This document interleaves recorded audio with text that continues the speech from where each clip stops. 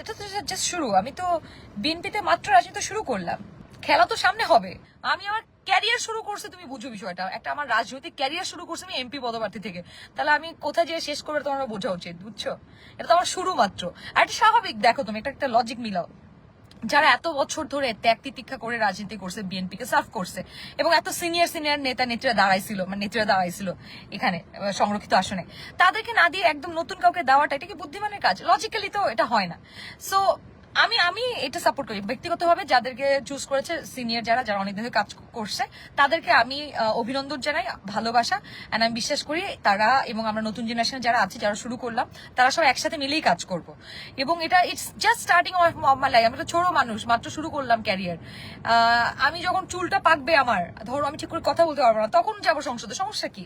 Just starting career কি 1-2 দিনের খেলা? মানে রাজনীতি তো আসলে 1-2 দিনের কোনো একটা গেম না, কিংবা 1-2 দিনের একটা প্রসেস না। ইটস লাইক এটা অনেক লেন্দি প্রসেস।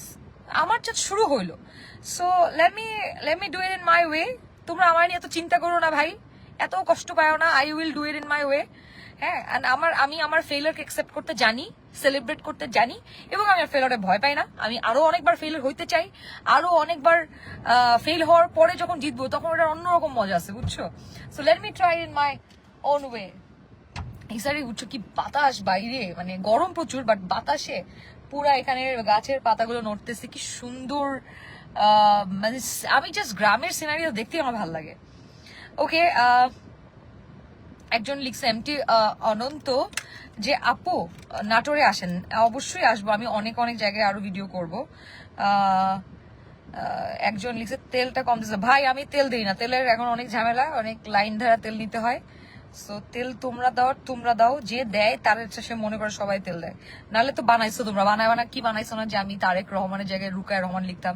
ফাইজলামের একটা সীমা থাকে, আমি এটা বলবো না, আমি তো পাগল হইছি। এগুলো বানায় কথা লিখছে। এর আগেও লিখছে নাসিরুদ্দিন পাটোয়ারি নাকি, আমি কি যেন বলছি।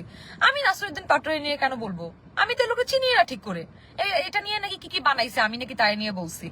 মানুষ এত মিথ্যা বানোয়াট নিউজ করতে পারে। আর আমি কাজ করতেছি তো, আমি কালচারাল সাইডে কাজ করব, অনেক জায়গায় কাজ করব। এটা তো জাস্ট শুরু। আমি তো বিএনপিতে মাত্র রাজনীতি শুরু করলাম, খেলা তো সামনে হবে।